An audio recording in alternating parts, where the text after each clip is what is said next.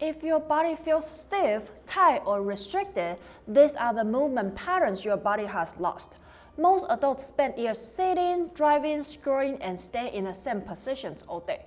Today, I'm going to show you 5 movements that help restore what modern life takes away. Let's start with one of the first movements most people lose. Most adults lose hip rotation early without realizing it. And when that happens, things like squatting, walking, sitting with your leg crossed, and even getting out of the car can become harder than they should. Your hips should be able to rotate both externally and internally. External rotation helps open the hip outward. Internal rotation allows the hip to rotate inward when you're walking, running, and squatting. Most people are limited in both. So first, let's start with external rotation. Place your shin onto a bench, couch, or elevated surface. Keep your chest tall and slowly hinge forward through the hips. You should feel the stretch deep in the outside of the hip and glutes. From here, gently press the leg down into the surface for a few seconds, then relax and sink slightly deeper. Move slowly and stay controlled. Then, for internal rotation, sit on the floor with the working leg bent in front of you and place a resistance band around the knee, pulling outward. From here, slowly rotate the leg inward toward the floor as far as you can, then resist slowly on the way back. Try to keep the torso and hips stable. You will usually feel this deep inside the hip. This drill helps strengthen internal rotation while also opening up the range of motion most people are missing. If you don't have a bend yet, you can still practice the movement pattern without resistance first. Focus on slow, controlled reps and owning the range of motion. The next movement is the deep squat.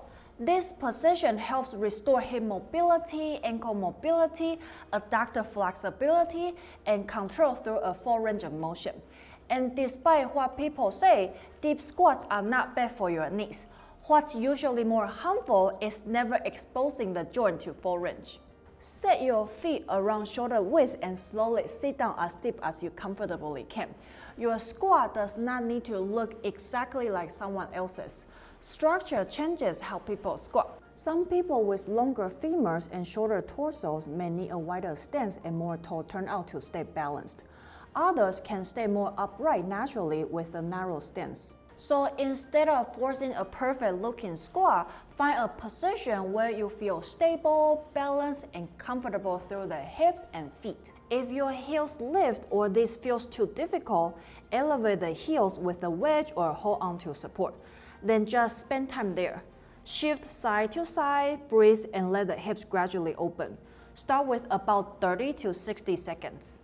The next movement is probably one of the most underrated for posture and upper body mobility, the dead hang.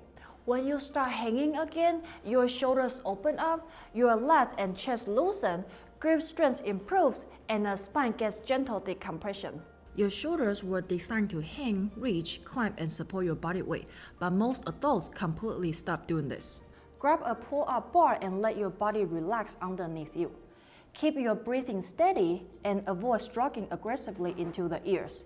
If a full hang is too difficult, lightly keep your feet on the ground for assistance between hangs.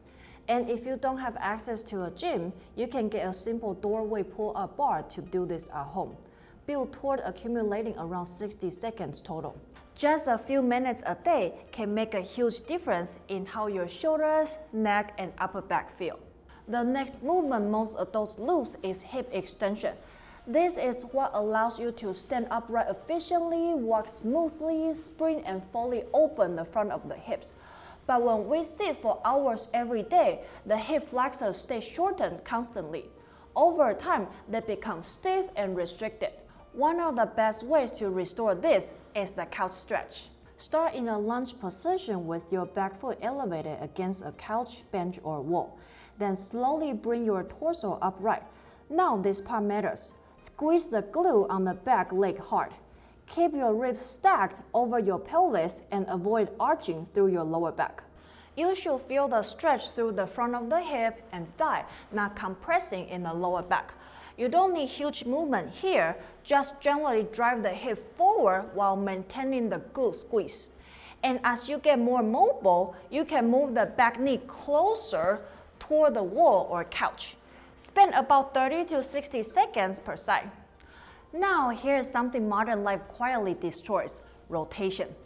So the thoracic spine stiffens and the lower back starts compensating for movement it was never meant to handle. One of my favorite ways to restore this is a groin rock with T-spine rotation. Start in a side lunge position with one knee on the floor and the opposite leg extended out to the side. You should already feel a stretch through the groin and adductors of the extended leg. From here, reach the arm on the extended leg side underneath your body and thread the needle. Then rotate that same arm up toward the ceiling and follow your hand with your eyes. You should feel the mid-back rotating while the groin and inner thigh open up at the same time. This drill helps restore thoracic rotation while also opening up the adductors and hips. Move slowly, breathe through each rep, and avoid rushing the movement. Around 8 to 10 controlled reps per side works great. Practice this consistently and your body will start feeling looser, stronger, and far less restricted. I will see you in the next one.